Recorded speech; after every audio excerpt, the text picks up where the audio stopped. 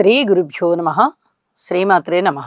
మా భక్తి టీవీని ప్రోత్సహిస్తున్నటువంటి మా ప్రేక్షకులందరికీ ధన్యవాదాలు తెలియజేస్తూ 31 ఆగస్టు నుంచి 6 సెప్టెంబర్ వరకు గల కాలానికి రాశి ఫలితాలు తెలియజెప్పుకుందాం. ముందుగా గ్రహస్థితులు.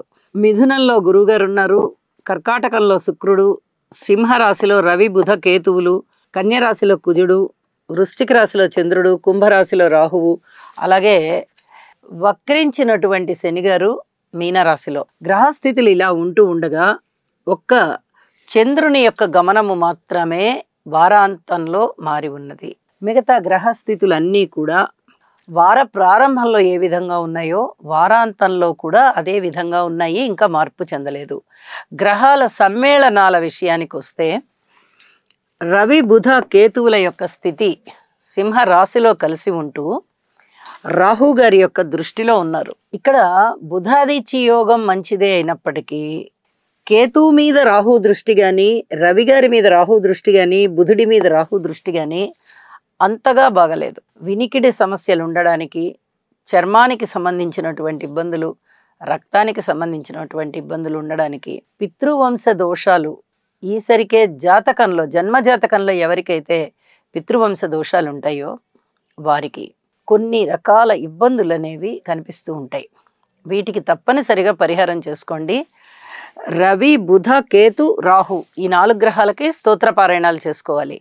అలాగే శని గారి యొక్క దృష్టి కుజుని మీద, కుజుని దృష్టి శని గారి మీద పరస్పర దృష్టిలు ఉంటూ ఉన్నాయి. ఇది చాలా పదునైనటువంటి దృష్టి. రోడ్డు ప్రమాదాలు, హృద్రోగాలు, రక్తస్రావాలు, కోర్టు కేసులు, పెద్ద మనుషుల పంచాయతీలు, భూమి తగాదాలు, ఇతరత్ర స్థిర చరాస్తుల తగాదాలు, ఏదైనా కొనుగోలు అమ్మకాలు, వాహనాలు కానీ లేదా భూమి కానీ, ఇతరత్ర యంత్రాలు, యంత్ర పరికరాలు, మిషనరీకి సంబంధించినవి కానీ ఇలాంటి వాటి విషయాలలో చాలా ఇబ్బందులు అనేవి కనిపిస్తూ ఉంటాయి.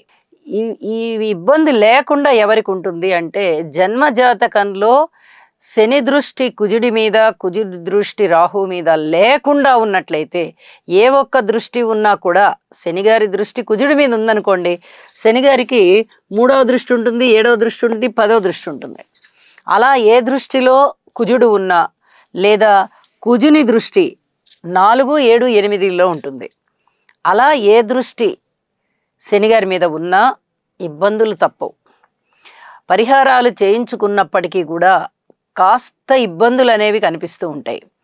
కాబట్టి శని కుజ స్తోత్రాలు తప్పనిసరిగా పారాయణ చెయ్యండి. ఇది చాలా చాలా చెప్పదగినటువంటి సూచనగా తెలియజేస్తూ ఉన్నాను.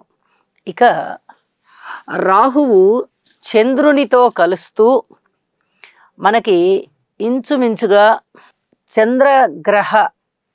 గ్రహణం చంద్రుడికి సంబంధించి ఈ చంద్ర రాహువుల కలయికతో గ్రహణం ఏర్పడుతుంది. అది ఈ వారాంతం అయినటువంటి మరుసటి రోజే ఏర్పడుతోంది. ఇంకా చంద్రుడి యొక్క గమనము కుంభరాశిలో ఉంటూ ఉండగానే ఏర్పడుతూ ఉన్న కారణం చేత ఈ గ్రహణానికి సంబంధించినటువంటి జాగ్రత్తలు కూడా తీసుకోవాలి. ఇది కూడా చాలా చెప్పదగినటువంటి సూచనగా తెలియచేస్తూ ఉన్నాను. ఇక రాశుల్లోకి వెళ్దాము, ఫలితాలు తెలియజెప్పుకుందాం. తులారాశి వారికి ఈ వారం రోజుల కాలము కూడా చాలా అత్యద్భుతమైనటువంటి ఫలితాలు ఉన్నాయి. వీరికి గత కొంతకాలంగా సుమారుగా ఒక 6 నెలల పట్టి చెప్పుకోవచ్చు మనము. చాలా చాలా అద్భుతమైనటువంటి పరిస్థితులు. 6వ స్థానంలో శనిగారి యొక్క స్థితి, 9వ స్థానంలో గురుగారు, 10వ స్థానంలో శుక్రుడు, ఏకాదశంలో రవి కేతు బుధులు. చూడండి, వరుస రాసుల్లోనే 5 గ్రహాల యొక్క సంచారము చాలా బాగుంటూ ఉండగా 6వ స్థానంలో శనిగారు బాగున్నారు. అంటే 6 గ్రహాల యొక్క ఉనికి అద్భుతంగా ఉంది అంటే అసలు మామూలు విషయం కాదు. అది ఎంత ఉన్నత స్థితిలోకి మీరు వెళ్ళాలో అంత ఉన్నత స్థితిలోకి వెళ్తారు. ఇంకొక విషయం ఏంటంటే కేతువు గారు కానీ, గురువు గారు కానీ, శని గారు కానీ 3 పెద్ద గ్రహాల యొక్క అనుగ్రహము మీ రాశి మీద ఉంటూ ఉండడంతో మీరు ఒక స్థాయికి, అంటే ఒక ఉన్నతమైన స్థాయికి వెళ్తారు. ఉత్తమమైన పదవులు పొందుతారు. ధన ఆదాయం ఉంటుంది. కుటుంబంలో అనేక రకాల ఐకమత్యం ఉంటుంది. పరువు ప్రతిష్టలు పెరుగుతాయి. ఆదాయ మార్గాలు పెరుగుతాయి. ఆదాయం పెరుగుతుంది. ఒక్కొక్కసారి 2-3 రకాల ఆదాయ మార్గాలు ఏర్పడడానికి కూడా అవకాశం ఉంది. ఊహించని విధంగా ధనలాభాలు ఉంటాయి. ఎప్పుడెప్పుడో రావాల్సిన డబ్బంతా ఇప్పుడు వస్తుంది. అన్ని రకాలు బాగున్నాయి. విద్యార్థులు బాగున్నారు, సంతానం బాగుంది, కొంత సంతృప్తికరం ఉంటుంది.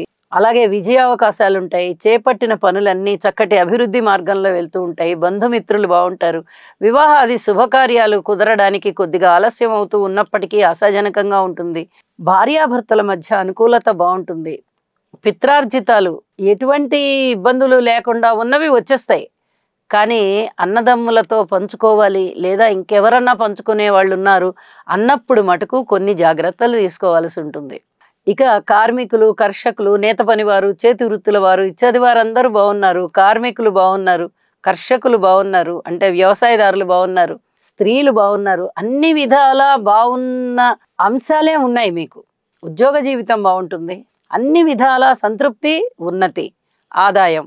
ఇంకా ఏం కావాలండి? అన్ని రకాలు బాగున్నప్పుడు వేరే ఆలోచించవలసిన పనే లేదు అని చెప్పి తెలియజేస్తున్నాను. వారాంతంలో చంద్రుని యొక్క సంచారము పంచమ స్థానంలోకి వస్తూ ఉన్న కారణం చేత అంతగా ఇక్కడ శుభకరమైనటువంటి ఫలితాలు అయితే ఏమీ ఉండబోవడం లేదు. ఇక ఎప్పుడైతే గ్రహణం అనేది ఏర్పడుతోందో 7వ తేదీన ఆ గ్రహణానికి సంబంధించి చిన్నపాటి జాగ్రత్తలు తీసుకుంటూ రాహు చంద్ర స్తోత్రపారాయణాలు చేసుకోవాలి అని చెప్పి తెలియజేస్తూ ఉన్నాను. లలితా సహస్రనామ పారాయణాన్ని మటుకు విడవకుండా చేయండి. మరింత శుభకరంగా మీకు అభివృద్ధి ఉంటుంది. మానసికమైనటువంటి సంతృప్తి కూడా ఉంటుంది. శుభం. గురుగ్రహ అనుకూలత కొరకు దేవానాం చ ఋషీణాం చ గురుం కాంచన సన్నిభం బుద్ధిమంతం త్రిలోకేశం తం నమామి బృహస్పతిం. ఓం హ్రాం హ్రీం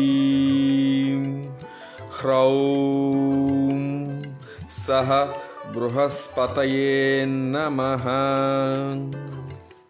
శనిగ్రహం యొక్క అనుకూలత కొరకు నీలాంజన సమాభాసం రవిపుత్రం యమాగ్రజం ఛాయామార్తాండ సంభూతం తం నమామి శనైశ్చరం.